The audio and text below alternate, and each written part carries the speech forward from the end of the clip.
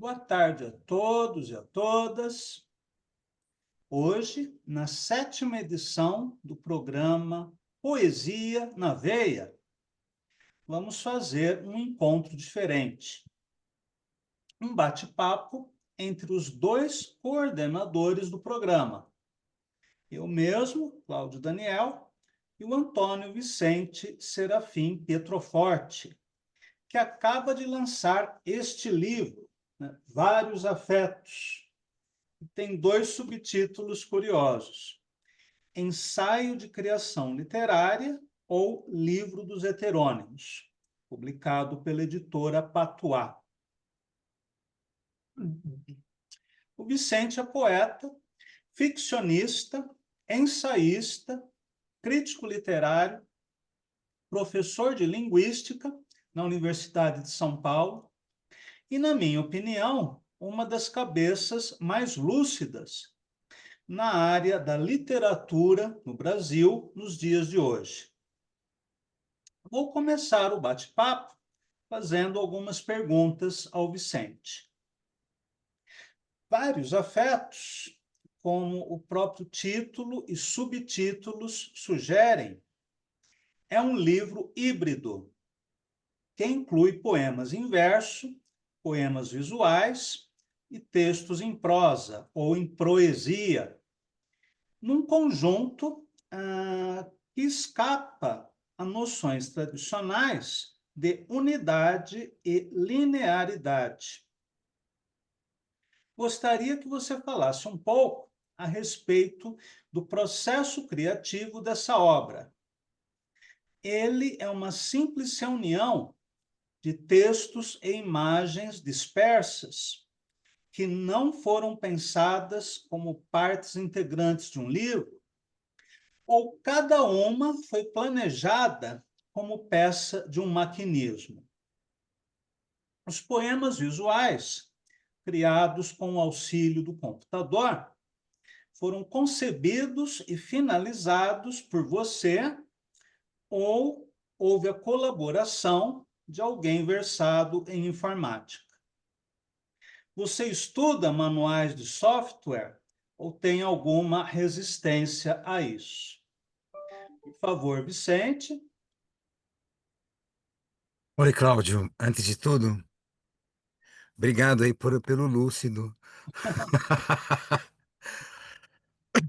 Obrigado pela palavra, tá bom? Pela qualificação. Olha, Cláudio, é, eu fiquei contente quando a gente combinou de fazer esse programa, né? Porque eu lancei esse livro aí no comecinho do semestre passado. Foi por volta de março, né? Se eu não me engano, finalzinho de março. E você lançou, né? 2 semanas atrás, o Cabeça de Serpente Emplumada. Então, como os dois, né, haviam lançado o livro fazia pouco tempo, eu falei, vamos fazer um programa, né, para gente trocar uma ideia, né, para gente fazer um bate-papo, porque eu adoro conversar com os nossos convidados, sabe? Até agora, todos eles foram pessoas muito gentis, todos aceitaram participar. Mas eu sempre quis trocar uma ideia com você, sabe? Para lembrar dos velhos tempos lá, de quando a gente se conheceu, lá na Casa das Rosas, né? Na época que o Fred era o diretor e estava no começo da gestão dele. Eu me lembro muito bem disso, era 2005, 2006. Foi quando eu conheci você e a gente fazia o Rompendo o Silêncio, né? Houve um dia em que a gente entrevistou você, eu me lembro que foi até o meu orientando, na época era de iniciação científica, hoje ele já até já doutorou, que é o Josué Santos. E, e eu me lembro que naquele dia, né, você participou da entrevista, mas você nunca deixou de ir, né? Quando a gente tinha outros convidados, você sempre estava presente, né? Então você sempre colaborou, fazendo pergunta, fazendo alguma colocação e até sugerindo, né? Sugerindo convidados, né? Eu lembro que você, quem sugeriu o Contador Borges, e aí foi você ajudou muito, sabe? Você contribuiu bastante aí pro Rompendo o Silêncio e fazia tempo, né, que a gente não fazia um bate-papo, né? É, um bate-papo assim, né? Falando de formal, né? Porque a gente está conversando quase todo dia, né? Mas então, Cláudio, a ideia desse livro aí foi o seguinte, sabe? Há muito tempo atrás, olha, e coloca tempo nisso, foi por volta de 1984, 85. Eu fazia cursinho para. Primeira faculdade que eu fiz foi física, mas eu não terminei, fui até o terceiro ano. E aí eu mudei para as letras, e eu tive uma influência grande, sabe, no cursinho. Era uma outra época, sabe? Era uma época diferente. Havia grandes professores lá no cursinho e um dos que me motivaram até a fazer letras foi o João Adolfo Hansen, né? Que depois foi ser meu professor lá na USP, professor de literatura brasileira, e depois, assim, o prazer, assim, de trabalhar junto com ele, né? Ele era uma figura, ele é, né, uma figura fantástica, né? E tem uma noção muito grande, né, de literatura, uma cuidade muito grande para análise literária, e ele mudou, né? A concepção sobre o Gregório de Matos, né, na literatura, é uma figura assim que contribuiu bastante, né, para a crítica literária. E ele me recomendou ler um livro naquela época, veja, ó, quanto tempo atrás. É um livro que eu ainda recomendo. Se chama Vanguarda Europeia e Modernismo Brasileiro. É do Proença, sabe? E o livro, o que é legal no livro é que ele traz vários manifestos, não é? Da vanguarda europeia, da portuguesa, do modernismo brasileiro, e há alguns, assim, claro, né?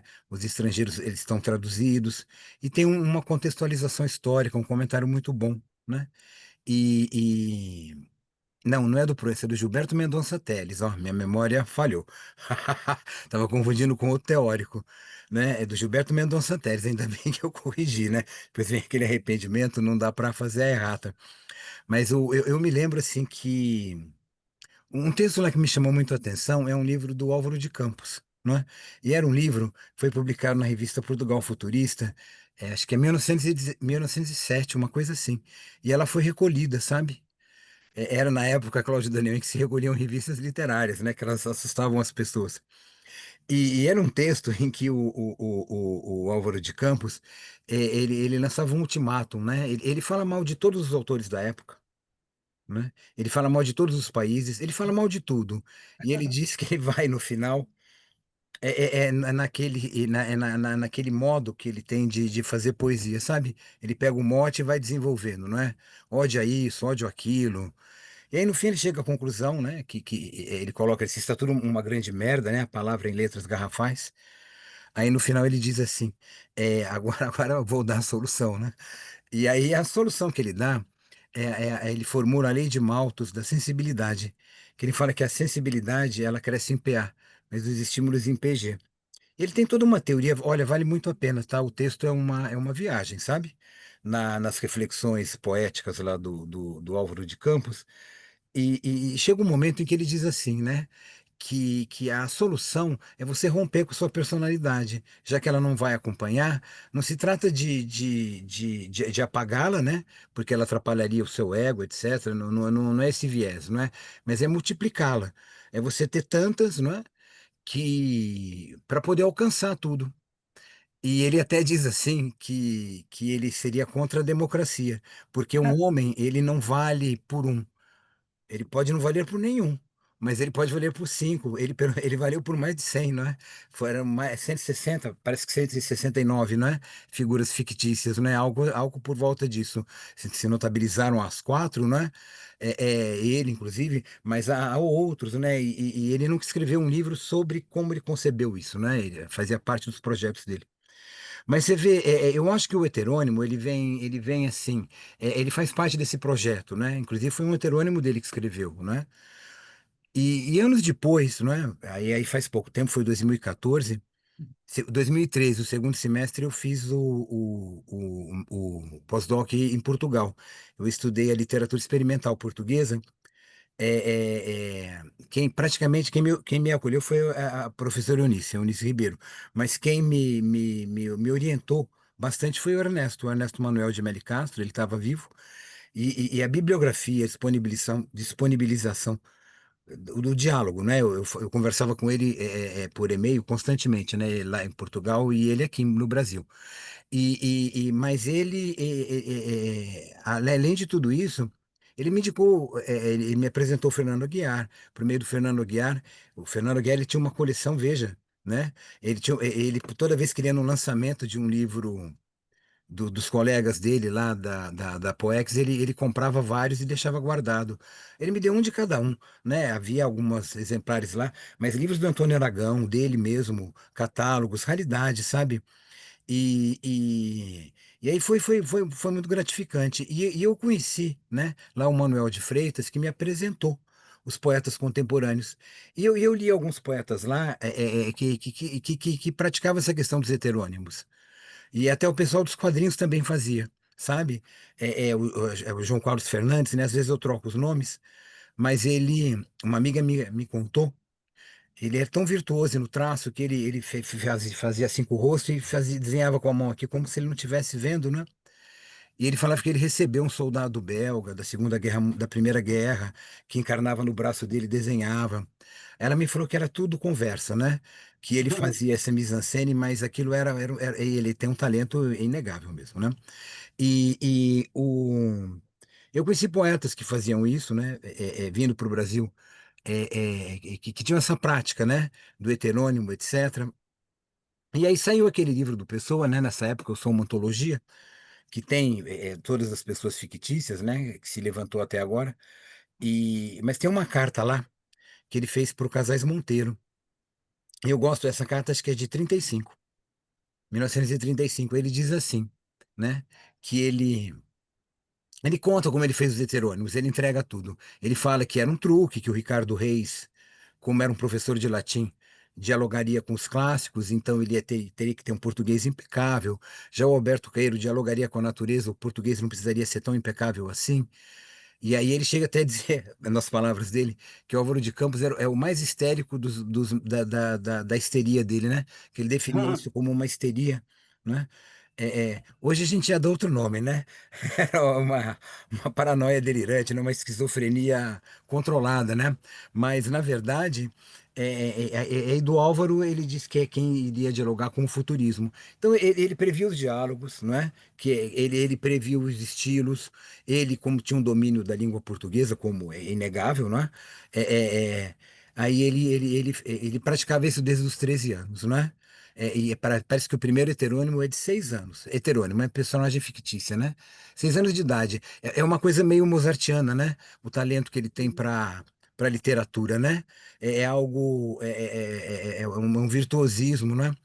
É, Aí eu fiquei intrigado com essa história dos heterônimos, aí eu resolvi fazer, sabe? Esse livro aí eu escrevi quando eu voltei de Portugal, foi naquele tempo, eu levei uns 5, 6 anos para fazer, e fazer realmente foram 2 anos, mas depois vai depurar, você mexe aqui, coloca coisa, tira, né? Mas a ideia era essa. E ao mesmo tempo que eu trabalhava já com essa questão da literatura contemporânea, dos estilos, né? Eu tenho uma teoria assim, da engenharia poética, que até está nesse último livro que eu lancei também, que é o Tópicos da Literatura Brasileira no início do século XXI, em que eu proponho uma tipologia da poesia, né? Poeta visionário, poeta, o poeta arquiteto, o linguista, que é um poeta visual, e aquilo envolve os níveis de análise da língua, sabe? A morfologia, a fonologia. Seria como você comparar lembra no Rompendo Silêncio, que o pessoal sempre falava, eu gosto do Roberto Piva e gosto do Pinhatari, ou o Sim. Haroldo, ou algo, é sempre um concreto e o Piva, né? E é muito diferente. O Piva tem aquela coisa beat, ele é mais a poesia mutante, né? Do Ferlinghetti, ele pega um mote e ele vai embora. E os concretos não, é uma coisa. Acho que o único poema do Haroldo que é assim é aquele Meninos Eu Vi, que é uma citação do Uivo, né? Que é o poema citado e também do Coisa, né? Claro, é uma grande coincidência, né? Meninos Eu Vi, do Gonçalves Dias, e Sim. ele, o Haroldo, ele tinha essa sacada, né? Ele fazia uns elos, assim, que estão aí na poesia, né? Mas Meninos Eu Vi, do mote do Uivo, né? Do Allen Ginsberg. E então, sabe, Cláudio, aquilo não é só na prosódia, né? Aquilo envolve a sintaxe, envolve a tematização, envolve os estratos da língua. Aí eu pensei em bolar, né? Eu falei, vou bolar os heterônimos, né? Vou fazer. Aí tem uma história para cada um, né? Que eu conto lá no livro, né? E aí eu bolei tudo. Foi programado, sabe? Foi porque eu queria fazer esse teste do Fernando Pessoa. Essa questão que envolve tanto uma duplicação da personalidade, né? Quanto essa questão da proliferação do estilo, né? E aí, como eu tenho essa formação em linguística, eu acabei me valendo disso, né? Mas ele é uma experiência com a linguagem, ele é uma experiência também, só para encerrar esse tópico aí, com uma coisa, sabe? Eu conheço muito músico contemporâneo, não é? Músico eletroacústico, eu adoro isso, eu sei que você também gosta. Mas você sabe, eu também adoro assim, música cubana, mas eu não estou falando do Cachau, eu estou falando assim, NG La Banda, estou falando daquelas bandas que, numa leitura meio imperialista, você ia falar que é brega, mas não é. Elas têm um puta swing, aquela coisa latina, é o jeito, é o nosso jeito de amar, tá certo? Então, é, é, eu ficava imaginando a crise de uma pessoa acostumada lá, versos eletrônicos, musicando poemas do Haroldo, aí de repente fala, "Pô, me deu vontade de fazer uma rumba, né? E aí como é que eu faço, não é? Como é que eu vou prestar contas aí pro meu público? Então eu pensei nisso, né? Eu falei fazer uma poesia mais pueril, né? Mais de adolescente, arriscar fazer uma poesia, como é que seria uma ode, né? No estilo do Álvaro de Campos, não é? Que vai por algo que vai pelo Walt Whitman, por essa poesia visionária, né? Que pega o mote, e vai desenvolvendo. Então foi isso que eu fiz. E aí, como trabalho lá com a escrita criativa, né? Criação literária, lá junto com o Horácio, com o Maurício, eu pensei, né? Falei, eu vou colocar lá, né? A criação literária, né? Que aí dá um elo, né? Com isso. Mas a ideia foi essa. Certo. Começo tinha plaquetes. Eu cheguei a fazer uma plaquete para cada poeta, tentei criar alguma. Mas é muito difícil isso, não é? É muito regular, veio a pandemia, tem as feiras de livro. Você sabe tão bem quanto eu, né? Você faz um projeto, fala, vou lançar 10 plaquetes, né? Depois aquilo faz uma unidade, aí você consegue lançar até a terceira, né? Quantos projetos nossos já não naufragaram assim, né? Mas é isso, Cláudio. Certo. Eu queria fazer uma outra pergunta, sobre um dos seus livros que eu gosto mais, que é o Amsterdã SM, um romance que você publicou, né, já tem algum tempinho.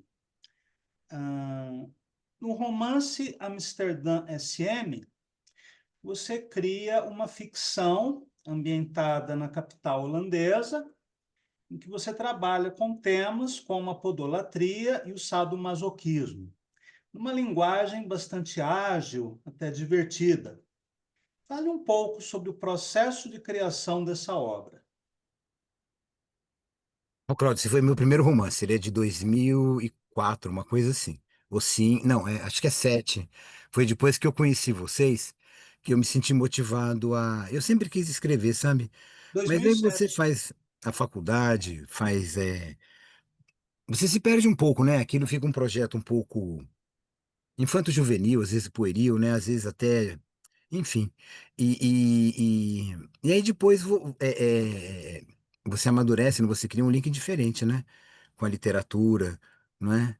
É, é normal, espero que isso aconteça, né? Porque senão você vai oscilar sempre naquele mundo, não é? Um mundo em que o trato com a poesia, ele não passa muito pela técnica, né? Pela linguagem, pela escrita, pelo diálogo, né, com outros escritores, você ainda está se formando. Então, eu escrevi esse romance aí, eu me motivei a voltar a escrever depois que eu convivi com você, com o Delmo, com o Fred, claro, com o Glauco Matoso, não é? Então, com- inserido, você lê os colegas e aí você falava, né? Havia aquela vontade, você começa a colocar suas influências, né, em jogo, né? E aí saiu esse livro.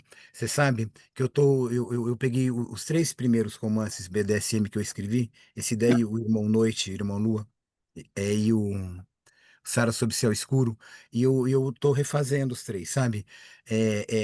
Depois de muito tempo, o que eu menos mexi foi no Sara, mas nos outros eu mexi bastante. Em questões da linguagem até, sabe? Frases ali que eu achava que estavam bem sacadas, eu mudei várias. Mudei o nome de alguns personagens. Houve personagem que eu tirei do livro, sabe? No Amsterdã nem tanto, mas no Irmã Noite, Irmão Lua, eu mudei os nomes, eu reconfigurei a história. E tirei certas cenas que eu achei que estavam um pouco excessivas, coloquei outras que precisavam de explicação, né? Mas eu mexi substancialmente na língua portuguesa, né? Eu achava que precisava cuidar, né, melhor da língua, sabe? Depois, na hora que a gente for falar dos livros que a gente está lendo, né? Eu falo um pouco mais sobre isso, mas o romance de hoje, não é? O romance que se notabiliza, ele é muito cheio de orações coordenadas, né? Parece assim que a gente perdeu a noção de construir um período em que as orações vão se encadeando. E eu percebo que as pessoas elas não têm um conhecimento das conjunções da língua portuguesa, das orações subordinadas. Isso é uma falta de. Isso é a mesma coisa que um músico que só sabe tocar em dó maior, né? Ele não conhece os outros tons, os outros modos. Então, isso eu acho limitado e limitante. Isso às vezes soa como vanguarda. E não é. Às vezes é. Fica visível porque a pessoa que faz isso é igual àquela história. O Leminski, ele fazia haikais bem pequenininhos, né? Tipo, enfim, no como vim. Mas ele também fez o catatal. Então, vamos, vamos atentar para prestar atenção nisso, né? Esse Muitas romance vezes aí, falta um conhecimento básico da língua portuguesa, né? falta. Falta isso. E um defeito, não é, que eu vi em outros autores, na hora que eu reli o livro, eu percebi que estava lá também, não é? Então eu tentei melhorar isso daí. E aí, é claro, né, a aproximação se torna mais literária. Mas a ideia desse livro foi o seguinte, né, a abordagem que eu quis tematizar aí.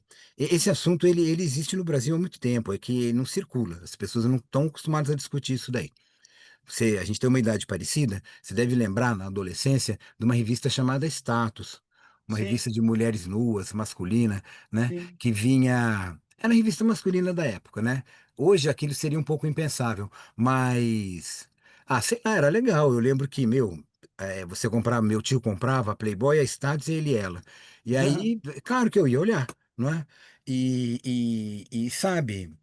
é, eu me lembro de contos da Status, não era, sabe, o Ziraldo fazia charge para acho que para Playboy.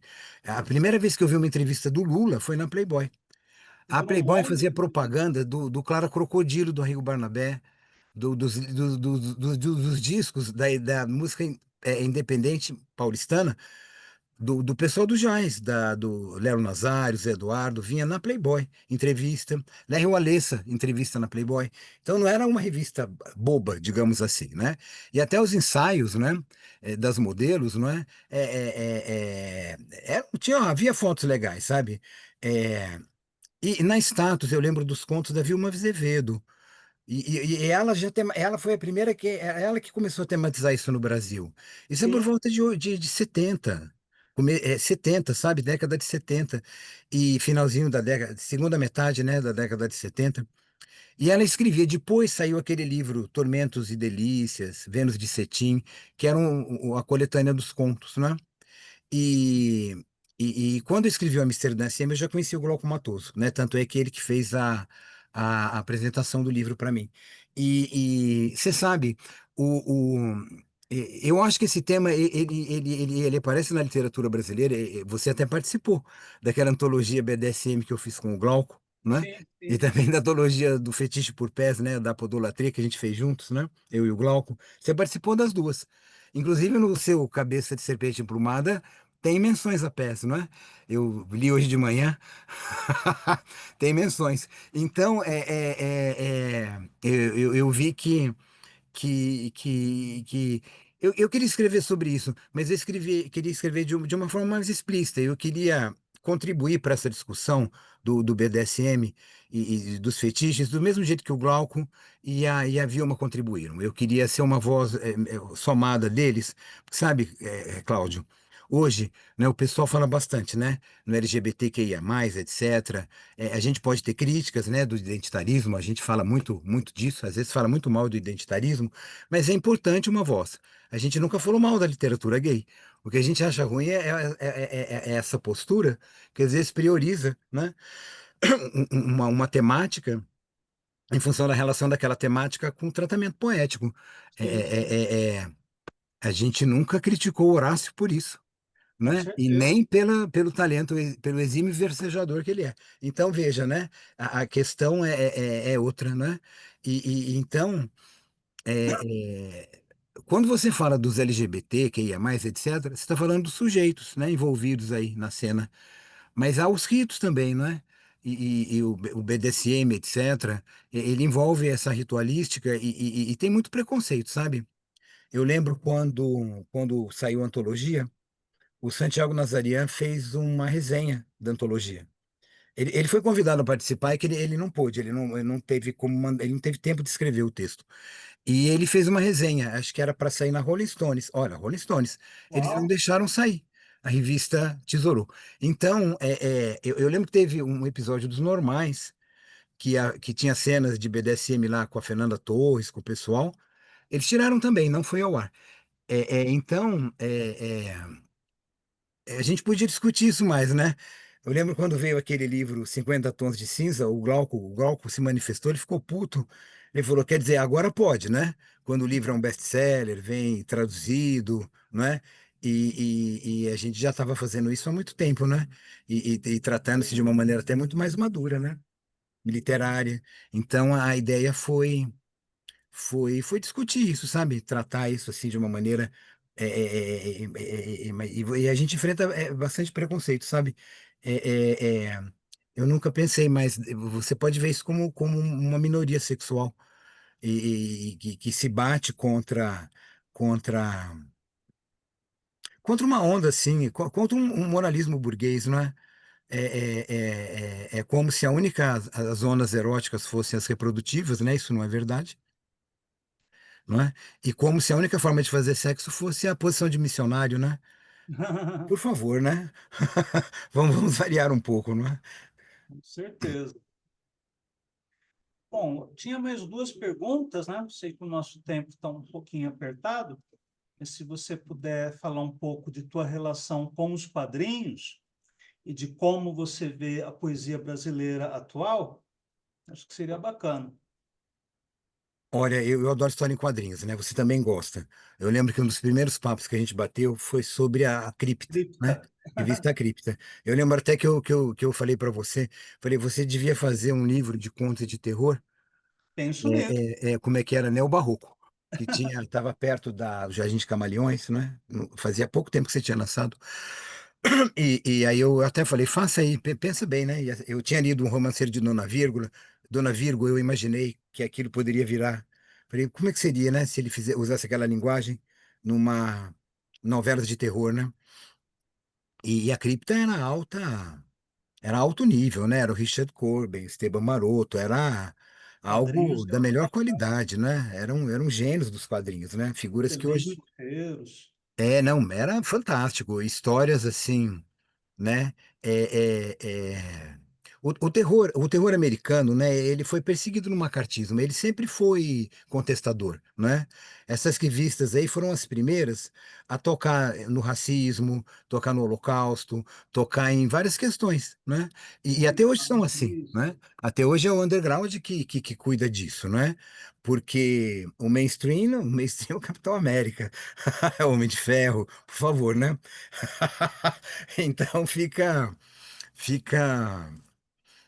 é, é estranho, né? Mas e até por essa questão erótica, né? Se você for ver, o movimento gay, ele deve muito lá ao Tom Finland, não é? E aquilo era história em quadrinhos, não é? Essa questão BDSM, o que não seria disso sem o Jorge Pichar, sem o Guilherme Kerpax, não é? Esse negócio dos pés sem figuras como Franco Saldelli, esse pessoal é tudo dos quadrinhos, né?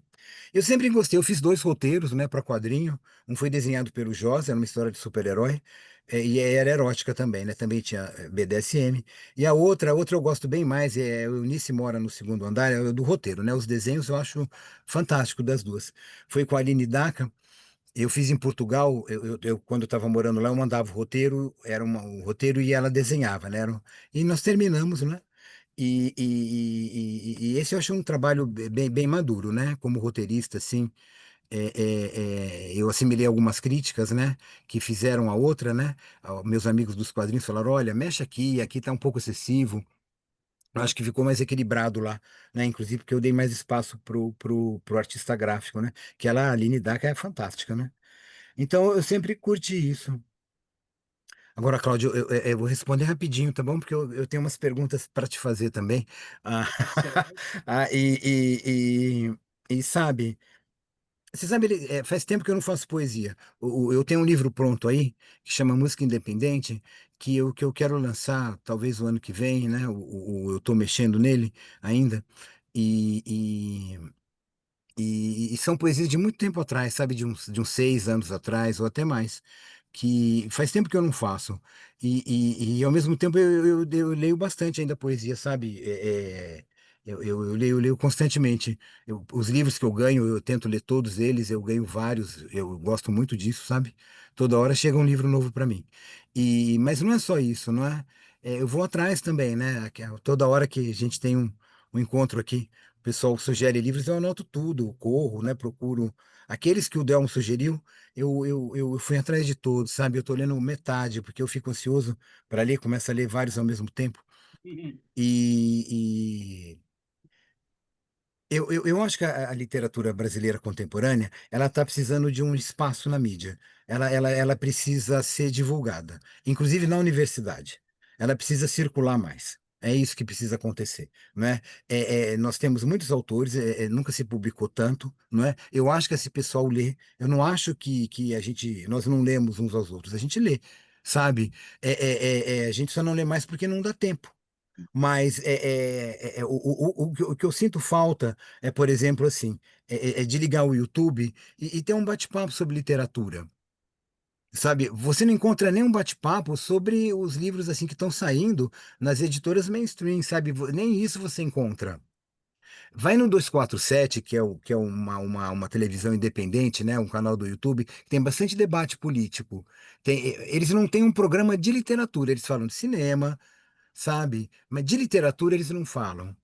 Sabe, eu quando fazia lá na COTV com o Rui Costa Pimenta, a gente fez uns programas de literatura, mas aí, que era o Arte e Revolução, mas aquilo também não foi para frente. A questão é que a gente falava sobre Mário de Andrade, sobre a Patrícia Galvão, a gente não estava falando do pessoal, dos artistas contemporâneos, sabe? Eu sentiria falta de um programa assim, que tivéssemos eu, você, o Fred, sabe? E a gente debatesse. E fosse lá, por exemplo, a Suzana Busato, e a gente trocasse uma ideia com ela, sabe? Mas assim, um programa assim, com um estúdio legal, sabe?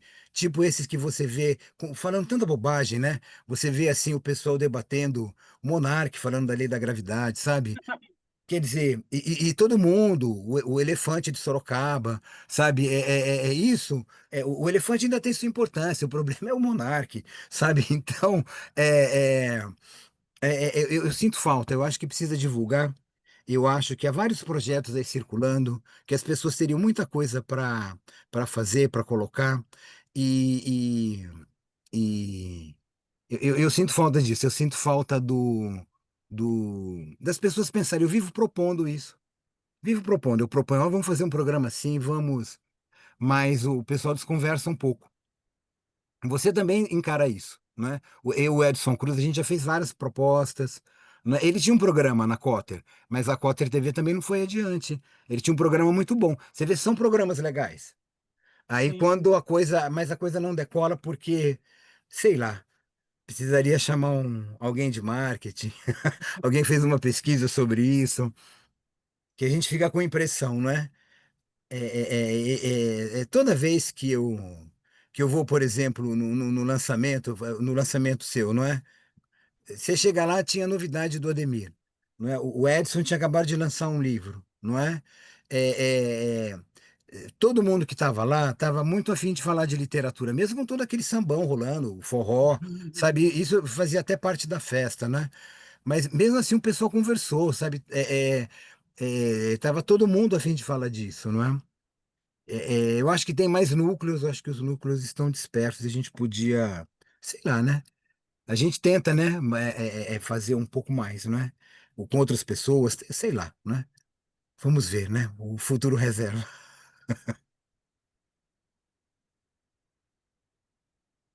Agora é minha vez, eu quero fazer É isso. muitas perguntas para você, Vamos mas lá. eu sintetizei todas. É o seguinte, sabe, Cláudio, E- Eu, eu não vou falar mal da universidade, sabe? Eu acho que a universidade ela é um lugar em que você tem muita gente legal ali. E quando eu falo isso, eu me refiro muito aos alunos, principalmente aos alunos da graduação, do primeiro e do segundo ano, sabe? É um pessoal muito afim eles são receptivos a essas novidades. Eles querem debater, eles querem conversar. E depois da pandemia a movimentação política, não é, dos alunos, não é? Aqueles que fizeram faculdade online é uma geração perdida. Eu os aconselharia a começar tudo de novo. Sabe, aquele cara, aquela convivência acadêmica, a questão política, o namoro, sabe? O ficar na faculdade de manhã até de noite, sabe? Isso se perdeu, não é? Isso ainda tem, claro, mas se perdeu com a pandemia e aqueles que cursaram faculdade online perderam isso daí. E eles são muito receptivos, sabe? O pessoal que eu tenho, inclusive com política, eles querem debater, eles estão a fim de discutir. É, Bacana. os professores que têm entrado nessa geração nova, eles também são pessoas muito animadas, eles têm uma animação. Então, eu valorizo o trabalho acadêmico nesse sentido, em que os alunos leem, o pessoal debate, conversa. Claro que tem muita bobagem, mas isso é uma minoria. Mas eu acho que o que falta é um diálogo, às vezes, com pessoas que fazem um tipo de trabalho como o seu, que é um trabalho tão importante quanto o que está na academia, e acaba correndo paralelamente. Eu sei que você tem um mestrado, doutorado, que você tem um pós-doc, mas para mim, você tem o perfil do professor universitário. E por causa, assim, primeiro da sua vocação, eu acho que você gosta de dar aula, eu já assisti suas aulas, você tem uma didática boa, os alunos gostam de você, eu vejo como o pessoal lá te admira, né, no site lá, nos grupos que eu te acompanho.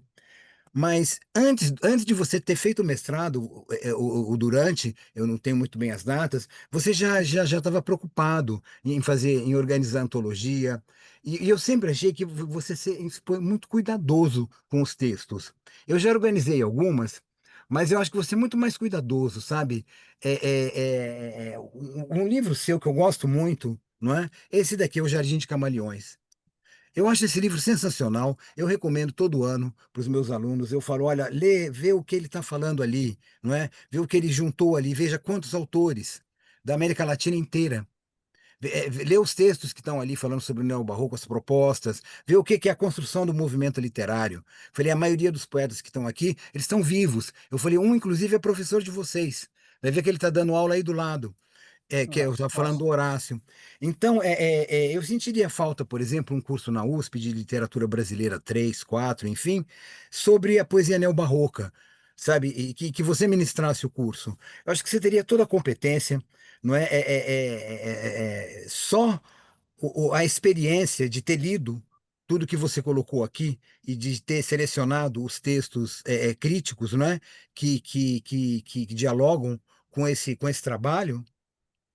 Já é um trabalho, assim, que eu vou lhe falar, eu já examinei livre docência que não chega a tanto, tá bom?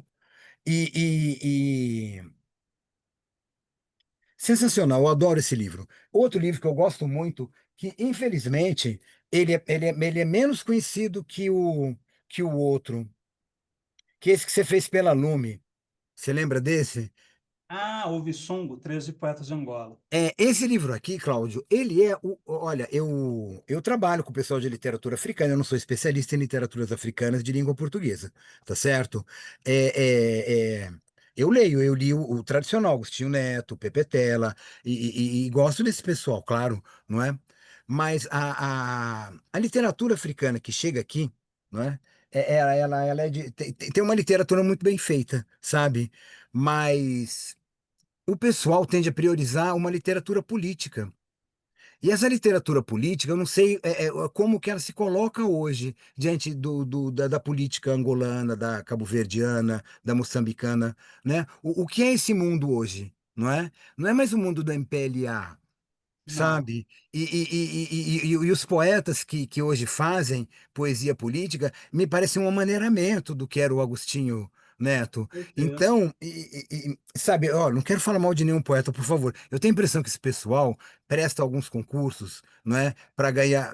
Ele tem que fazer um livro de poesia, não é? Porque ele ganha um financiamento. Aí ele, opa, o que que se espera de uma poesia africana que fale disso, do matagal, do mar? Aí, de repente, você fez esse livro aqui em que isso não aparece. Eventualmente aparece, é claro, mas o que aparece mais aqui é a metalinguagem. É como eles discutem a linguagem de uma maneira extremamente madura, não é? Então, e é claro, sem falar de Angola, da paisagem, sem falar de tudo aquilo, mas tem uma versificação. Eu lembro que eu adorei esse livro. Era outro livro que merecia um curso, merecia uma mais divulgação, Pois sabe? é. E isso para não falar os que você faz de literatura dos nossos colegas poetas, não é?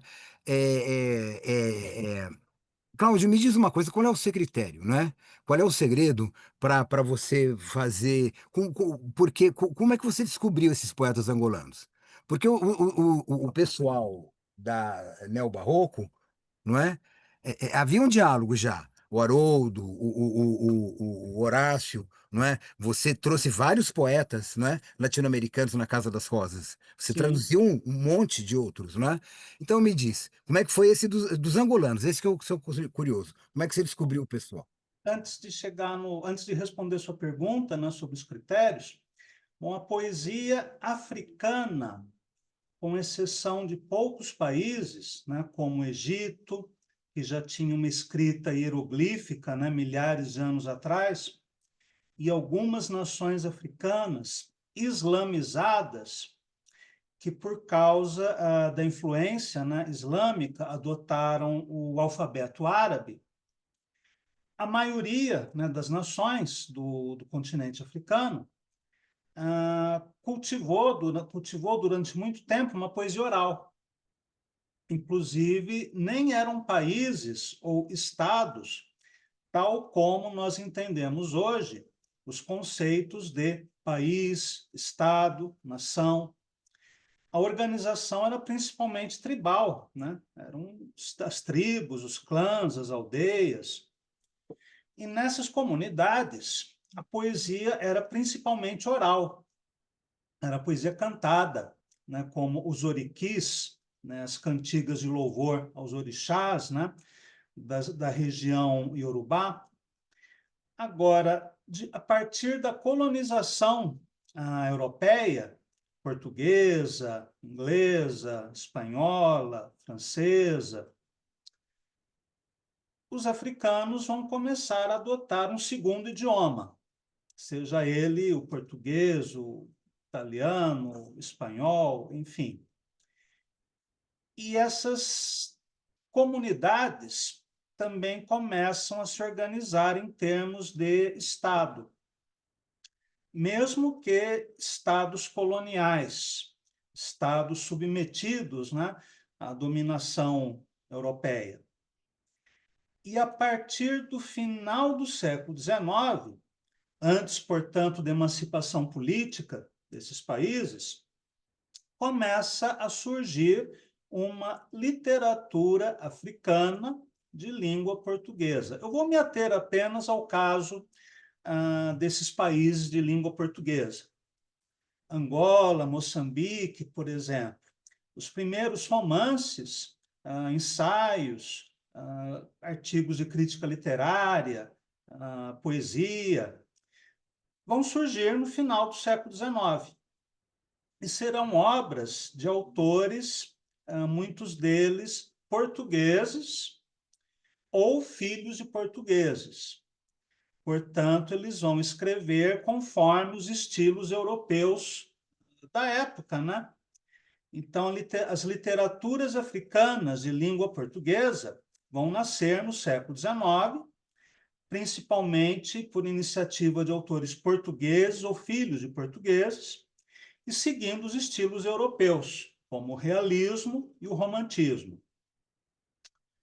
Agora, já na década de 1960, nós temos poetas como Agostinho Neto, que escreviam em português, não mais seguindo estilos europeus, né, buscando uma expressão própria, né, angolana.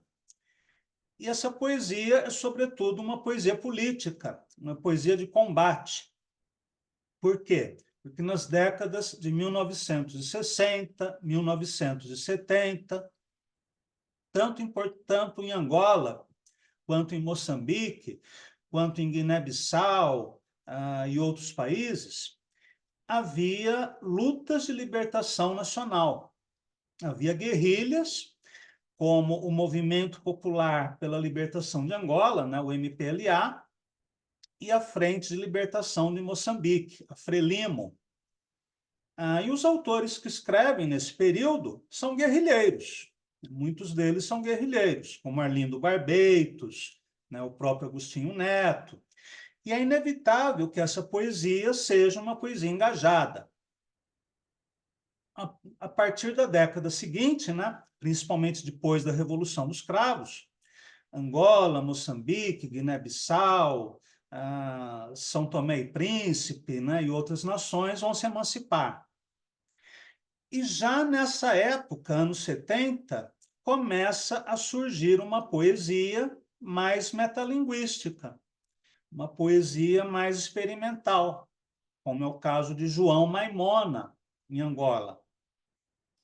E nos anos 70, 80, né, vão surgindo muitos poetas interessantes, o Abreu Pache, o João Melo, aquele José Gonçalves, Paula Tavares, sobretudo, e muitos outros autores que não deixaram totalmente de lado a temática política, mas estão mais preocupados com questões da linguagem, com as questões de criação de uma nova poesia. O que acontece é que, no Brasil, na universidade, o que vem é, sobretudo, essa poesia da resistência, essa poesia de combate. Tanto aquela original, dos anos 60, comecinho de 70, como uma outra poesia mais tardia, dos anos 90, 2000, não só poesia, mas ficção também, em que a temática é mais diluída, ou então aparece como a questão identitária, né? Da identidade africana, da identidade da mulher, da identidade homoafetiva, né? Enfim, que é os temas, né, que a universidade gosta de tratar hoje. Agora, quando eu fiz a minha pesquisa, foi a partir do conhecimento da poesia do Abreu Pache. Eu li pela primeira vez o Abreu Pache na revista Dimensão, que era editada em Uberaba pelo Guido Bilharinho. Aí eu gostei dos poemas do Abreu e pedi, né, para o Guido o contato dele. Ele me passou e eu comecei a conversar, né, com o Abreu Pache. Eu fui pedindo dicas, né? Aí ele me sugeriu o Conceição Cristóvão, a Paula Tavares, diversos outros poetas. Eu entrei em contato com eles, já via e-mail, né, nessa época, o que facilitava bastante. Esses poetas foram me enviando seus livros, até antologias, né, bastante diversificadas, né, do que se faz em Angola. E a partir dos livros que eu recebi, eu fui selecionando com esse critério de qualidade artística. Ou seja, eu nunca vou publicar um poema, seja de um autor africano, latino-americano, ou brasileiro, ou alienígena, não importa. Eu nunca vou publicar um poema por causa da sua temática. ou porque o autor é mulher, ou negro, ou gay, ou trans, ou o que quer que seja. Eu vou publicar se o poema for bom, se o poema tiver qualidade artística, se o poema foi escrito por um tubarão, um periquito, um gato, mas tem qualidade artística, eu vou publicar. Não me importa o gênero do autor, a sua orientação sexual, a sua filiação política, o time de futebol que ele torce. Interessa a qualidade da linguagem. Esse é sempre o meu único critério. Agora, eu também acho interessante mostrar uma pluralidade de escritas. Por exemplo, o João Maimona escreve de um modo bem diferente do Abreu Pache, escreve de um modo bem diferente do Conceição Cristóvão, embora todos eles sejam poetas de altíssima qualidade. E esse mesmo critério eu adotei, né, no Jardim de Camaleões, que é uma antologia da poesia neobarroca na América Latina, que eu publiquei em 2004. Essa antologia nasceu do meu contato com a poesia de um autor cubano chamado José Coser, que eu também conheci na revista Dimensão. Aliás, foi uma ótima revista, é uma pena que deixou de circular.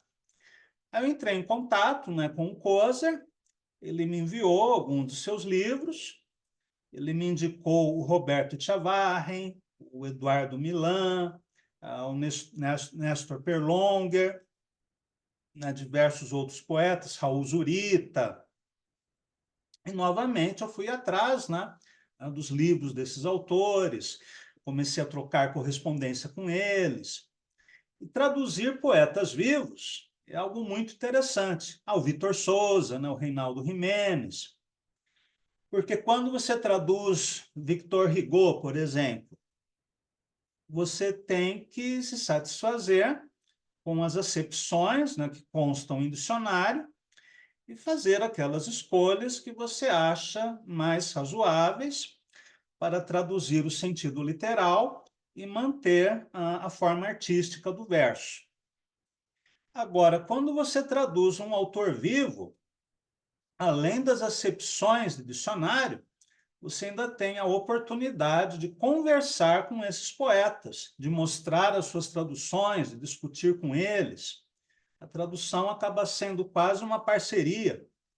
Por exemplo, quando eu traduzi um poema de Reinaldo Jiménez, havia um verso que era La Prenhez pirâmide prenha. Ele falava numa pirâmide prenha.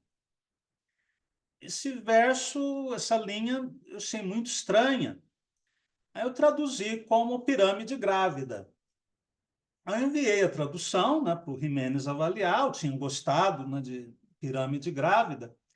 Aí ele perguntou para mim, em português não existe a palavra prenhe? Eu falei, sim, nas cidades do interior, né, se fala, né, a Mariazinha está prenhe, né, a cabra está prenhe, mas nas cidades ninguém usa, né? A palavra mais comum é grávida. Aí o Jiménez retrucou, então deixa a pirâmide prenhe. Mas eu falei, Reinaldo, é muito feio pirâmide prenhe. E ele respondeu para mim, mas eu quero fazer um verso feio, eu não quero um verso bonito. Aí eu não tive mais argumento, ficou a pirâmide prenhe, né? Num outro caso, traduzindo o José Coser, tinha um verso que dizia El Pégaso roto del galo. E eu escrevi para o Coser, né, dizendo, olha, esse verso me deixou incomodado, porque a tradução literal é o Pégaso roto do galo. E em português isso não faz sentido nenhum. Aí ele respondeu para mim, em espanhol também não. E só um terceiro caso, né, que eu achei engraçado, ele me indicou um poeta chamado Eduardo Espina, um poeta uruguaio que mora no México, mora nos Estados Unidos. Aliás, os melhores poetas uruguaios moram no México ou nos Estados Unidos por causa da ditadura militar, né, que já tem algumas décadas que ficou no passado, mas que levou a um grande êxodo de poetas. Ah, aí eu estava traduzindo Spina e eu não entendia nada. Eu tinha compreensão do significado literal das palavras, os poemas não faziam sentido. Eu pedi socorro para o Kozer, né? Kozer, me ajuda, eu não estou entendendo nada desse poeta. Aí ele respondeu para mim: fique uma semana num hospital psiquiátrico que você vai entender tudo. Interne-se no manicômio. Não cheguei a tanto, mas eu peguei, né, o espírito da coisa e traduzi, né, o Eduardo Spina. E até hoje eu tenho muito diálogo, né, com o Poser, com o Reinaldo Jimenez, com o Eduardo Milan, e o critério foi o mesmo, né? O critério da qualidade, da experimentação, né, da invenção. Não tenho interesse, por exemplo, em publicar um livro de sonetos parnasianos, né? Uma coisa sentimental, ou uma poesia identitária, ou uma poesia prosaica, né? De Luição de Drummond, de Luição de Bandeira. Isso que não me interessa, eu não publico por uma questão que eu acho ética e estética. O que me interessa em poesia é a invenção, né? O experimentalismo. Então, é isso que eu vou editar, que eu vou traduzir, que eu vou publicar. Então, o critério na mesa, o critério de organização das duas antologias foi o mesmo, o critério da qualidade e da experimentação.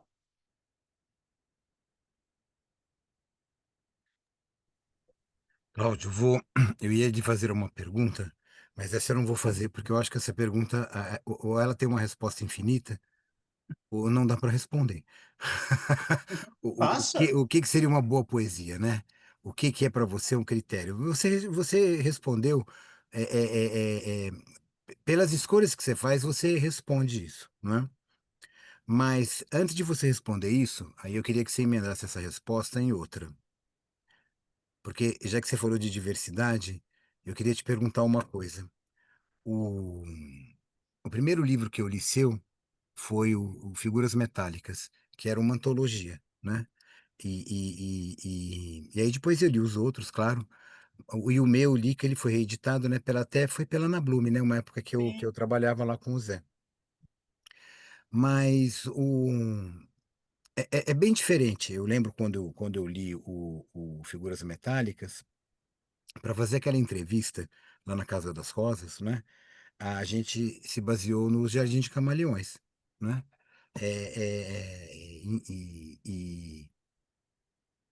Vamos pegar o livro, né? Aquela capa preta, aquelas figuras prateadas, né? Tem uma delicadeza ali, né?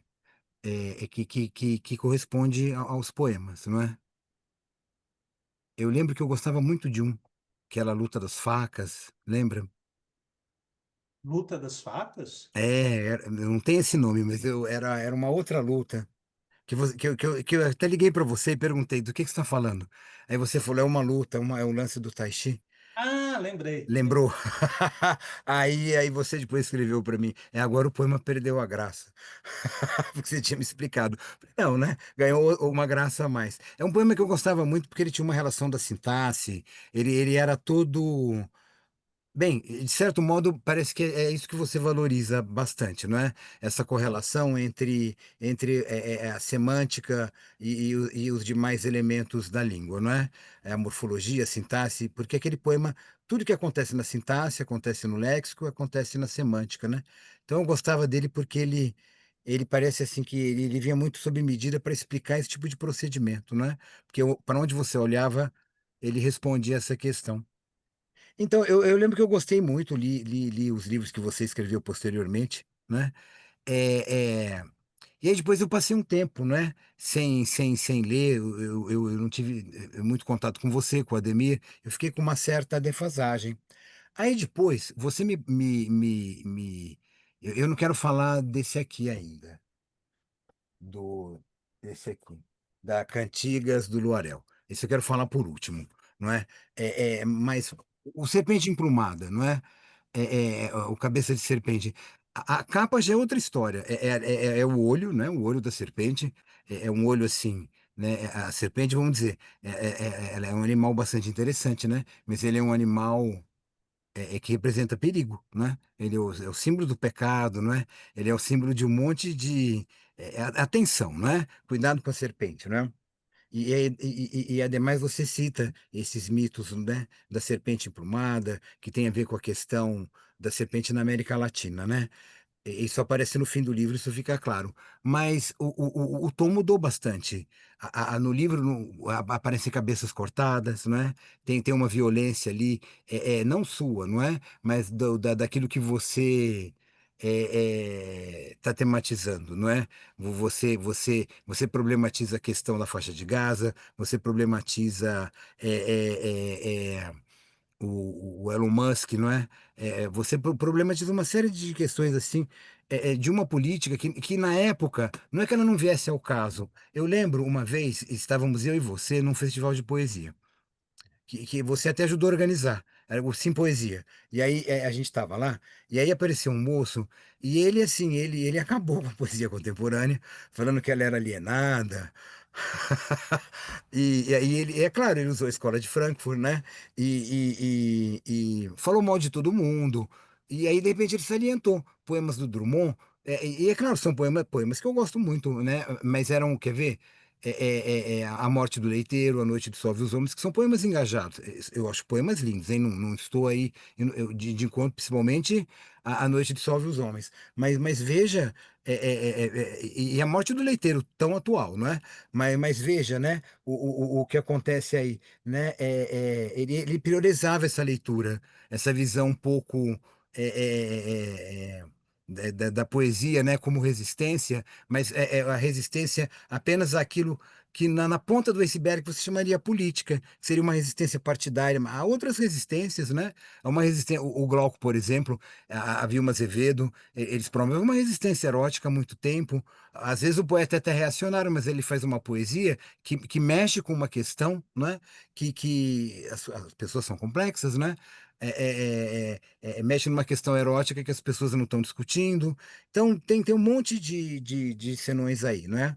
Então, hoje, não é? Daquele tempo, nós dois nos engajamos. E não fomos só nós dois, vários outros colegas nossos. Engajar mesmo. Não é tipo assim, participar de partido, escrever para jornal de partido, dar cara a tapa em manifestação política, na internet. Então, o que que mudou, Cláudio? O que que mudou nessa sua forma de conceber a poesia e como é que estão esses elos, não é? Entre a expressão, o conteúdo, não é? Como é que você vem trabalhando isso? Tem muitos no livro, mas não é o caso de aqui a gente ficar fazendo análise de literatura. Hum. Mas me diga lá, como é que você sentiu essa mudança? Como é que como é que você vê isso hoje? Então, eu não gosto de me repetir. Os meus últimos livros publicados, por exemplo, entre eles tem o Portão 7, que é um livro de haikais. O Fuyu, que é um livro de tankas, né? Um outro gênero poético japonês. O Marabô o Batalá é um livro de orikis, né? Aquele gênero poético da tradição oral africana, né? Yorubá, os poemas dedicados a orixás.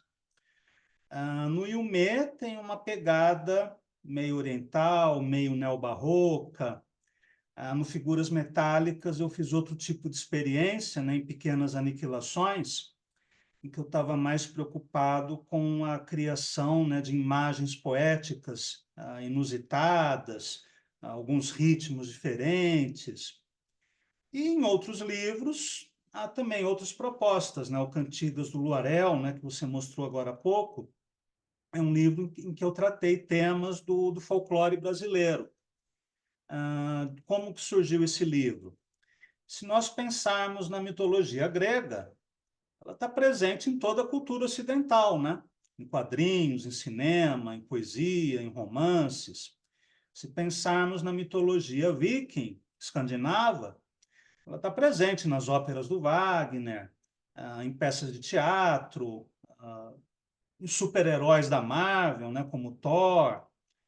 Agora, a mitologia iorubá, que é a mitologia afro-brasileira, que não é menos rica, nem menos fascinante do que a europeia, escandinava ou qualquer outra, ela até hoje é discriminada como sendo algo menor, ou é coisa do capeta, como pensam os evangélicos, ou então é coisa de preto, coisa de pobre, né, da empregada doméstica, tem todo um preconceito de classe, todo um preconceito racial, né, em torno das religiões afro. E também do nosso folclore de origem indígena, que também é vítima desse tipo de preconceito, né? Os missionários evangélicos estão indo para aquelas regiões mais afastadas da Amazônia, querendo catequizar, né, aquelas tribos que estão mais afastadas do homem branco. Então, há toda uma tentativa de destruição da nossa cultura. E assim como no Marabô ou Batalá, eu quis recuperar o imaginário afro-brasileiro, no Cantigas do Luarel, eu quis dialogar com o nosso folclore de origem indígena. Aí eu escrevi poemas sobre o boitatá, a iara, rasga-mortalha, o curupira, né, o saci, e várias outras figuras que não têm hoje a mesma importância, né, na nossa cultura que o Thor tem na Escandinávia, ou que Júpiter tem na Itália, ou Zeus tem na Grécia, enfim. Então, aí tratou-se de uma recuperação simbólica, de uma recuperação cultural. Agora, mesmo nesses livros, a questão estética esteve sempre em primeiro lugar.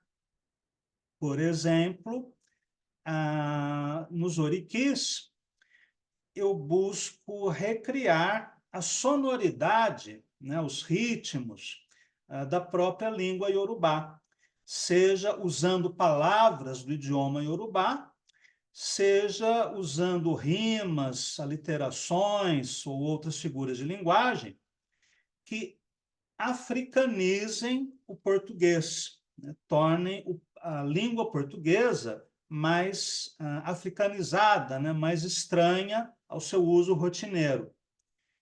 E nos poemas indígenas, ou de inspiração indígena, eu tentei a mesma coisa.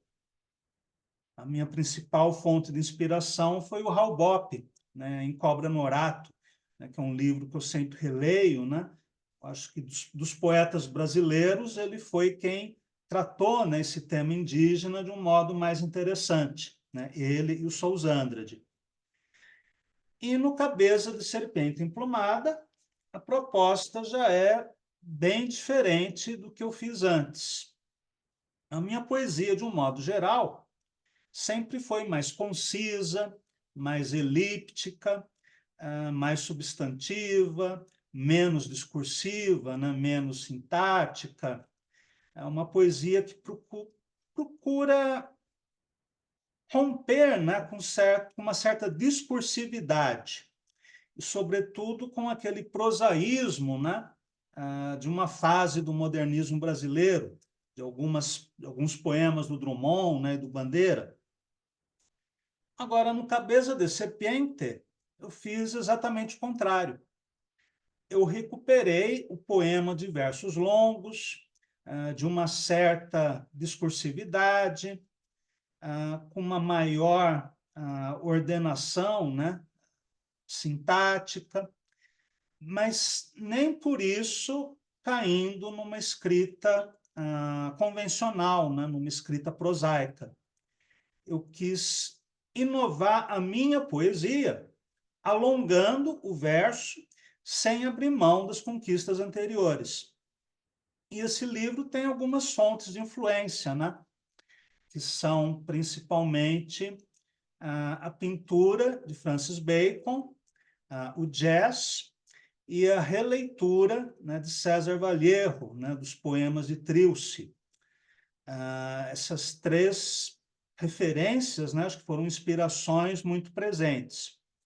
A temática política está aqui, né? A crítica ao neoliberalismo, a crítica às guerras imperialistas, ao Holocausto que acontece hoje na faixa de Gaza. Mas a denúncia política não se separa, né, do trabalho de linguagem. Para mim, são uma coisa só. E mesmo nesse livro, há várias experiências, né, muito diferentes umas das outras. Por exemplo, há um poema escrito em linguagem zaun, ou transmental, que é essa linguagem abstrata, né, que Khlebinikov gostava muito, que é um tipo de poesia em que as palavras não querem dizer nada, além da sua própria sonoridade. Por exemplo, aqui.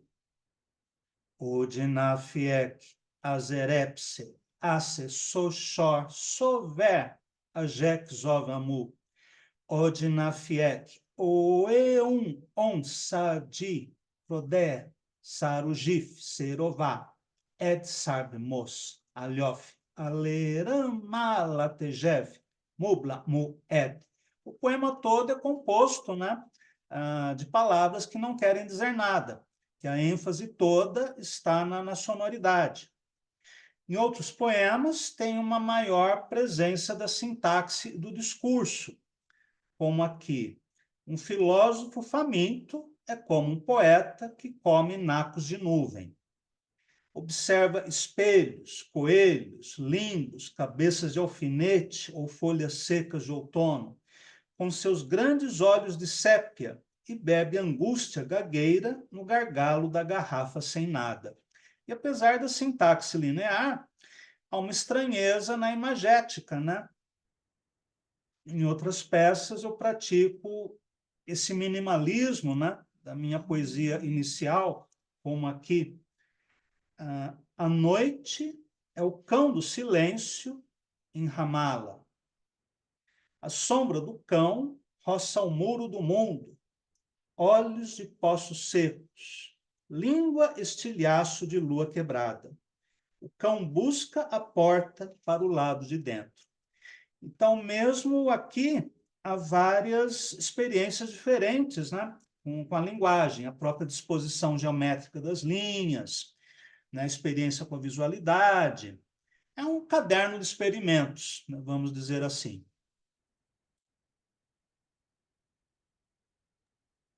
Então, quero te fazer uma última questão. Você já falou um Sim, pouco das cantigas do Luarel, né? sim. Eu adorei esse livro, Cláudio. Eu li numa manhã de sábado, que é um ótimo dia para você ler poesia, né? E olha, eu adorei aquele que você fez. Peraí que meus gatos estão derrubando tudo aqui. Você também tem o seu gato, não é, o Cláudio? Ah, eles fazem o que eles querem, né? Eu adoro as poesias finais, aquela que você fez para Cuca, sabe? Porque ela é cheia da mula sem cabeça, né? Ela galopa, ela relincha. Eu adorei o livro inteiro, sabe? Legal. Do Curupira. Mas essa última ela é bem legal porque você vai mudando, né, o verbo, a maneira como ela vai se colocando, né? Você sabe? Eu gostei desse poema porque ele me fez lembrar de um filme, não sei se você assistiu, um filme brasileiro que fala de mula sem cabeça. Não é uma série da Netflix? Não, não, é um filme muito antigo, que é com a Ítala Nandi. Ela que é a mula sem cabeça. Ah, E o livro, ela tá no frescor da idade, ela tá tão linda, e o filme é genial, né? E aí aqueles versos foram mexendo com a minha cabeça, e eu fui lembrando daquilo, né? E, sabe, quando era criança, eu adorava folclore. Um dos primeiros livros que eu li foi Os Doze Trabalhos de Hércules, do Monteiro Lobato. E logo em seguida, claro, eu fui ler o Saci, né? Porque ele é praticamente um capítulo para cada mito, né? Então lá aparecem todos, né? Ele escreveu o livro para contar, né? A mitologia brasileira, né? E eu lembro até que eu escrevi para você falando que o seu livro ficaria legal, não é? Numa peça com crianças, né? Crianças que soubessem declamar, com aquela voz fininha de criança, né? Ficaria legal por causa das aliterações, né? Tem uma brincadeira ali com a palavra que as crianças gostam, né? A gente gosta também, mas a criança elas dão umas risadas, elas ficam felizes com isso, né? Desperta uma. Tem algo lúdico ali, né? Que para eles é mais sensível. Eu lembro por mim, quando eu lia poesia, eu adorava as rimas, a sonoridade, né? E, Eu quero te perguntar uma coisa, o que que é o Brasil para você, Cláudio? Porque você sabe, a gente poderia embarcar numa também de fazer uma poesia nacionalista, não é? E de entrar numa coisa meio fácil, não é? Do que seria ser nacionalista hoje, né? Do que seria ser um brasileiro, não é? O que que é para você ser um brasileiro e como é que isso aparece na sua poesia? Uma boa pergunta. Confesso que eu nunca pensei a esse respeito. Então, vamos ver qual resposta é possível. Desde criança, eu nunca tive um sentimento de pertencimento a um determinado país. Isso porque os meus interesses sempre foram muito ah, diversos, né? Por exemplo, quando eu era criança, eu assistia aquela série de televisão Kung Fu, né, com David Carradine. Aí eu fiquei encantado, né, com as artes marciais, com o budismo, com a China, depois com o Japão, depois com a Índia. O Oriente é uma coisa muito forte, né, dentro de mim.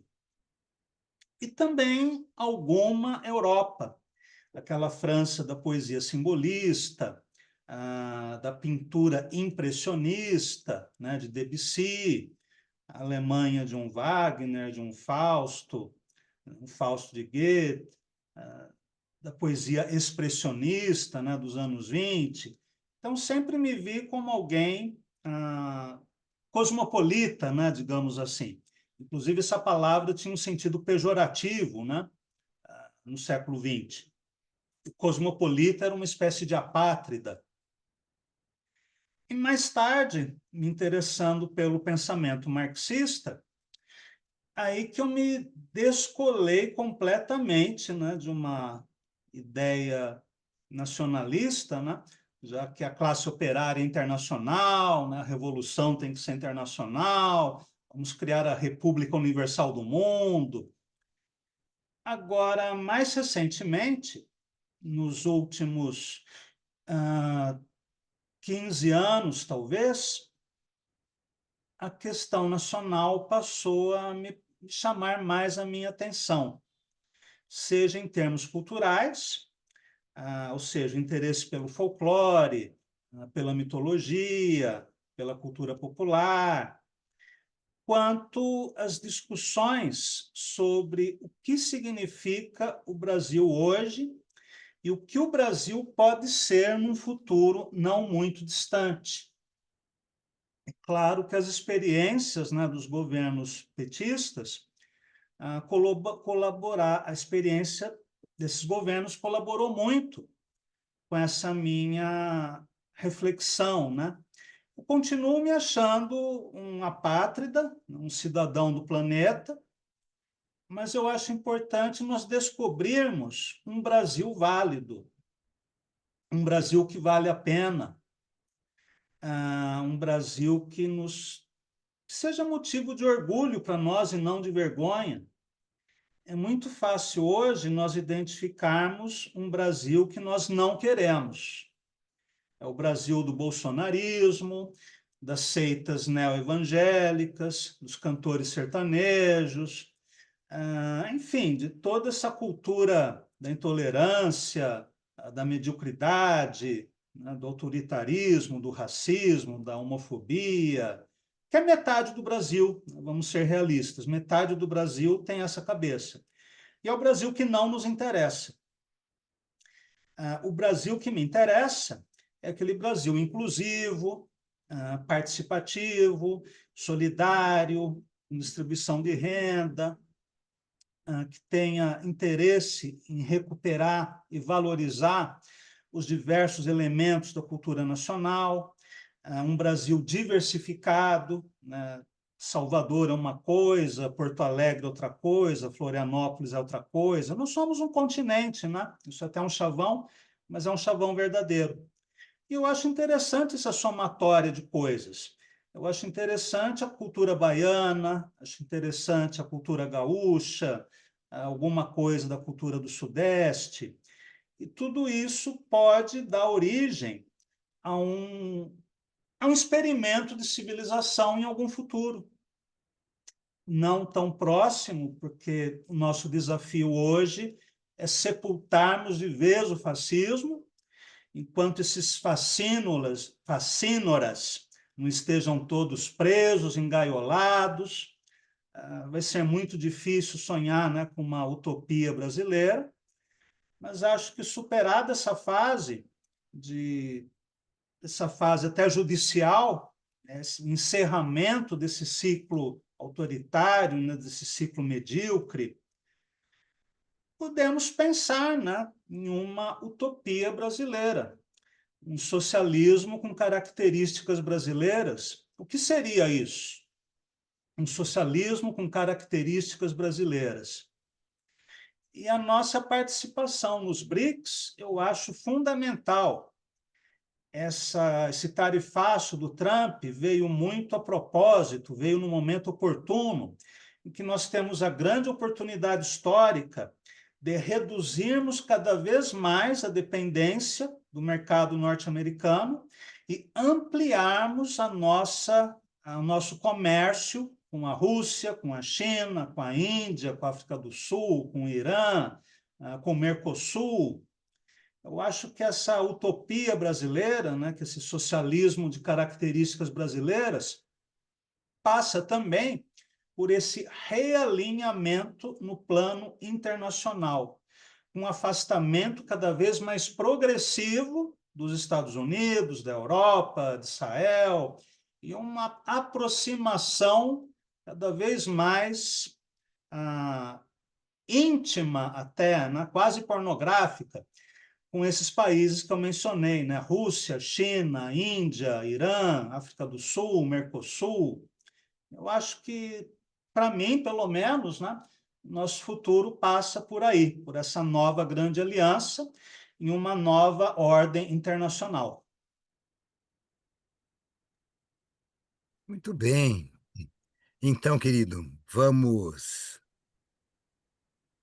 falar rapidamente das nossas Livros? leituras. Vamos. A gente fala rapidinho, né? Porque a gente já está há É, quanto tempo aí? Já estamos quase a 1 hora, né? Trocando ideia, né? acho que até mais. E Até às seis mais. horas eu vou dar uma oficina. Eu às 6 horas tenho compromisso também. Posso começar, Cláudio? Claro. Prometo que eu vou ser rapidinho. Você sabe porque eu adoro falar do que eu venho lendo, sabe? Essa é a parte do programa, uma das partes do programa que eu mais gosto, que eu tento até me segurar para não atrapalhar, para não ficar perguntando, tirando dúvida com os nossos convidados, porque olha, são dicas memoráveis, né?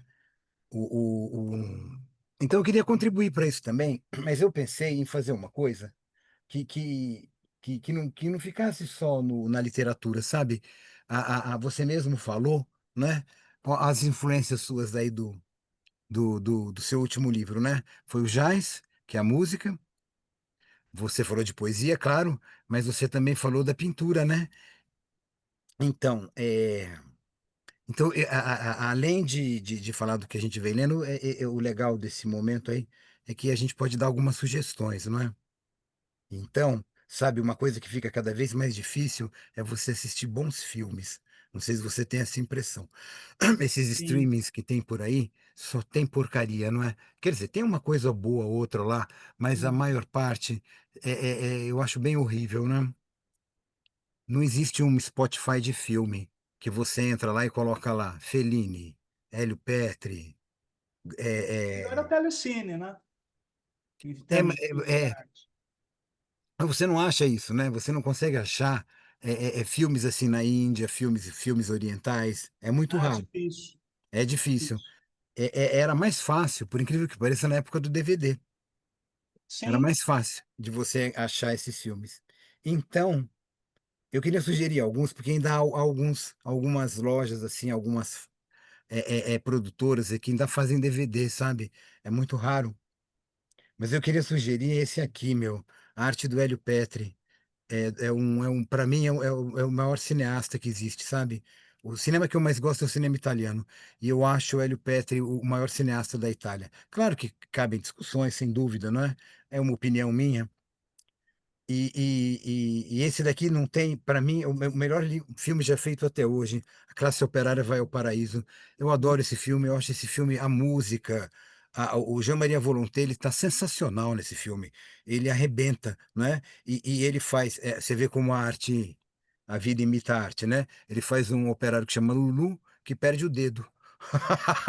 Quer Olha dizer, só, é muito foda, né?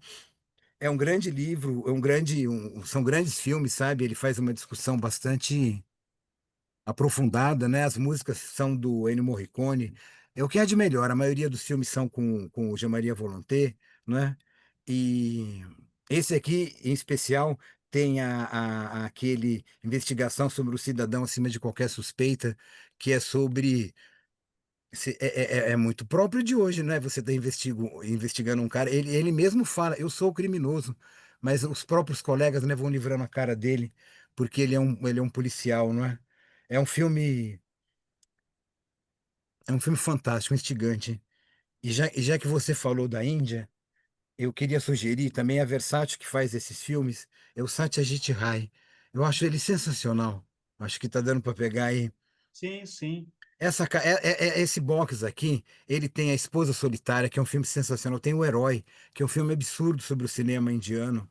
Tem o Salão de Música, tem a Deusa, que é uma menina que é transformada em deusa. Aí você faz você vê assim o respeito com que ele trata, não é, o hinduísmo, mas ao mesmo tempo como ele problematiza aquilo, não é, com a luta de classes, com a colonização inglesa, não é?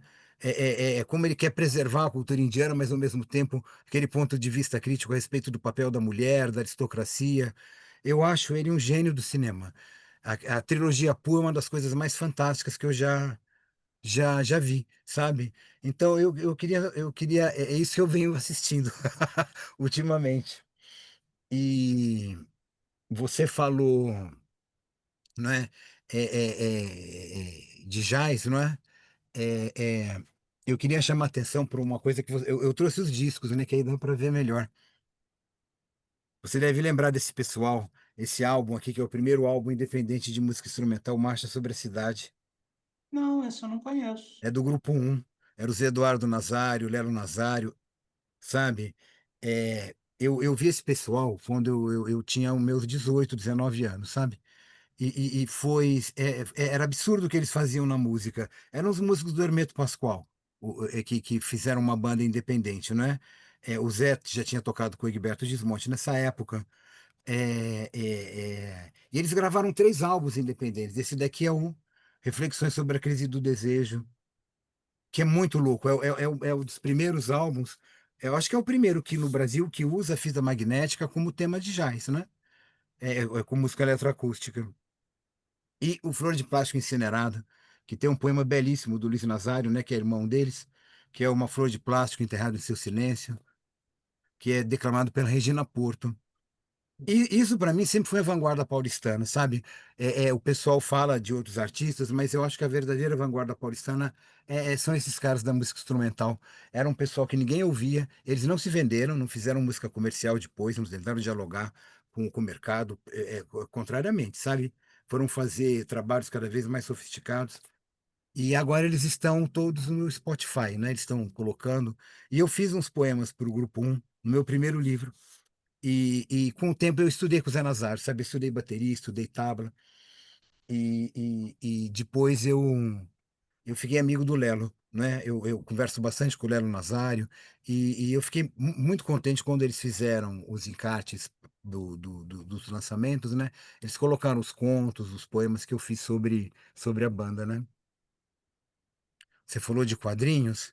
Acho que eu não tô indo muito depressa, não, né? Que eu tô querendo, não tô Não, querendo não, não, tá atrasar. O bom, tempo tá bom? tá bom. Então aí, moçada, esses álbuns aí que eu mostrei estão todos lá no Spotify. Coloca lá Grupo Um. Tem inclusive o último show que eles gravaram no Sesc, que é ao vivo, né? Que eles estão fazendo aniversário, né? Agora eu queria sugerir um quadrinho para mim, que é o Homero do quadrinho.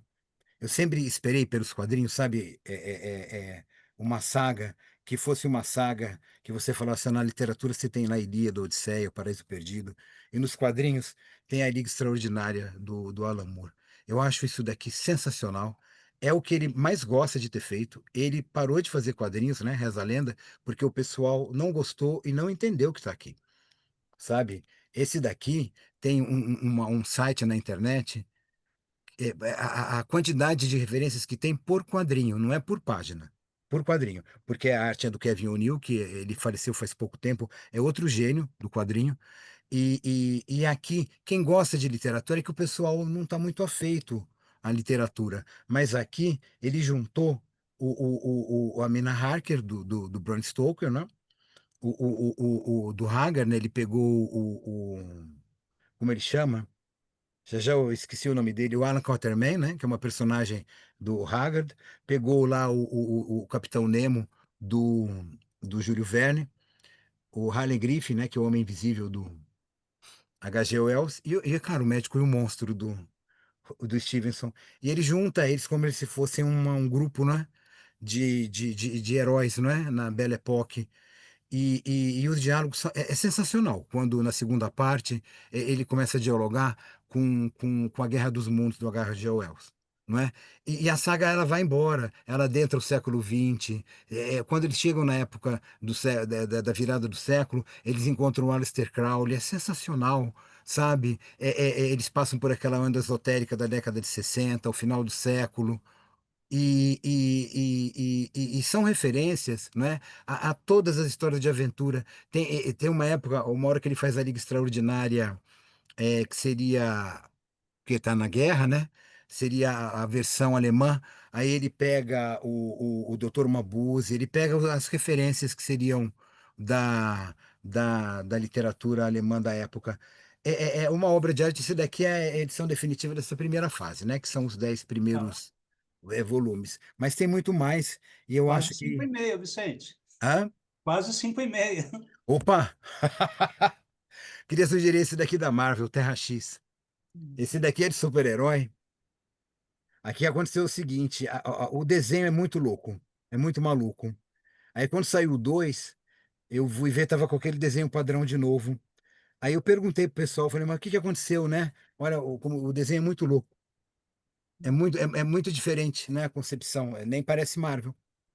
E aí os caras da Comic Shop, né? Ele me disse assim, falou, não, o pessoal reclamou. Eles querem aquele desenho antigo. Quer dizer, o público segura muito, né? O artista, né? Ainda mais quando estão editando a obra completa do Crepax. Está saindo pela Pipoca e Nanquim. Isso daqui é um gênio do quadrinho, sabe? Já saiu os 2 volumes, tá? O segundo volume aqui. Esse daqui eu sugiro porque se a melhor história é a do Alan Moore, esse daqui é o melhor quadrinista de todos, né? Eu sugiro a leitura do Valentina no metrô, que ela dorme lendo quadrinho, aí ela entra no mundo dos quadrinhos, e aí cada página, cada sequência, ele cita um dos grandes mestres. Então a Valentina faz sexo lá com o Quarteto Fantástico, com o Corto Maltese, mas ele imita o traço. Então, veja, isso, imagina um gênio imitando traços dos maiores gênios dos quadrinhos, né? Então, isso que é.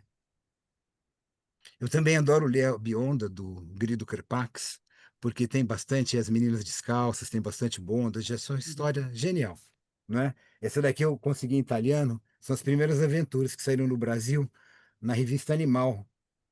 Então essa daqui você ainda acha na Amazon, vale a pena, né? E por fim, quem não gosta do Dylan Dog, né? Dos quadrinhos italianos, e eu tenho uma edição que eu achei que é o Dylan Dog desenhado, né, pelo Franco Saldelli. Então, o Dylan Dog no universo da Bionda. Não é com a Bionda, claro, mas são as aventuras do detetive e do pesadelo. Por fim, queridos, não quero ser muito rápido, não. Separei muita coisa, né? Queria É, falar um pouco 6 mais. horas eu vou dar oficina. Eu Eu preciso vou dar um parar antes corre das por 6. último, já que a gente falou de tudo. Eu queria, por último, já que a gente fala de literatura, falar de 3 livros, sabe? 3 livros, Vicente. Rapidinho, rapidinho. São livros famosos, só para dar 15 umas para 6 dicas. precisa acabar o programa. Queria sugerir a leitura do As Metamorfoses do Ovídio. Eu achei sensacional.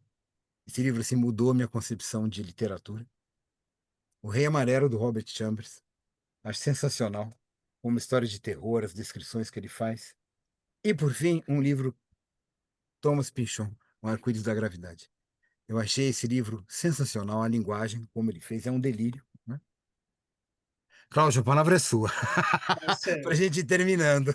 Vou falar bem rapidinho, né? Eu estou com o meu horário bem comprometido. Um livro que eu recebi recentemente, que eu achei interessante, é Neste Remoto Agora, 24 poetas deste primeiro quarto de século, que é uma antologia organizada pelo Henrique Duarte Neto, né, publicada pela editora Lambrequim, e que traz autores já conhecidos, né, dos anos 90, e alguns outros mais novos, né, e menos conhecidos. E também alguns poetas bem mais antigos.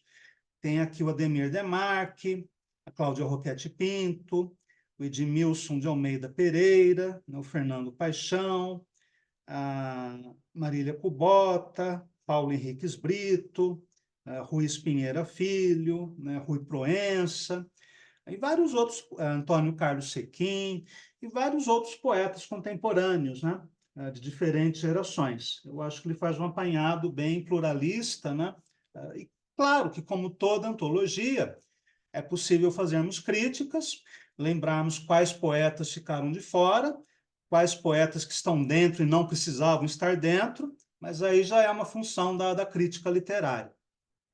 Estou relendo Mário Faustino, né, que é um dos meus poetas de cabeceira, né, O Homem Só Ora, um poeta que dispensa, né, maiores apresentações. Um livro que eu sempre releio, Pauliceia Desvairada, do Mário de Andrade. E uma poeta portuguesa, pouco conhecida no Brasil, que eu acho genial, que é a Fiamma Rassi Paz Brandão. A poesia completa dela se chama Obra Breve, embora tenha umas 700 páginas. Ela fez parte do movimento Poesia 61, um movimento de vanguarda português contemporâneo do grupo da Poex, Poesia Experimental Portuguesa. A diferença entre as duas é que a Poex dava mais ênfase à visualidade, enquanto o Poesia 61 se interessava mais pela desarticulação, né, do discurso lógico-sintático, a criação de outras estruturas possíveis, né? Eu ia ler poemas da Fiamma, mas não vai dar tempo. Agora, é uma poeta muito mais interessante do que a Adília Lopes, ou daquela outra brasileira, né? que agora me foge o nome, que vai fazer 90 anos, Adélia Prado, né? A Fiamma Rassi é muito mais interessante, é mais Sem ousada, dúvida, mais experimental, mais vanguardista, sem dúvida, matemática concordo. política, enfim, vale muito a pena ler. E É para uma acabar, é uma das poetas que eu mais gosto da eu também. contemporaneidade. Ela é sensacional. E para acabar, um livro de Chandramukha Swami, intitulado Vedanta como ele é, que é um estudo sobre a filosofia védica, mostrando as suas várias vertentes, né? E um livro, né, de ciência, que é do Marcelo Gleiser, A Dança do Universo, em que ele vai falar desde as mitologias, os mitos da criação, até os filósofos gregos, né, que pensaram a questão do surgimento do universo, até chegar na física contemporânea. Bem, por uma questão, né, de horário, chegamos ao final, né, de mais uma edição do programa Poesia na Veia. Agradeço aos nossos convidados. Perdão, hoje não tem convidados, somos eu e o Vicente. Agradeço a todos que estão assistindo, né, o nosso programa, que em breve estará disponível no YouTube.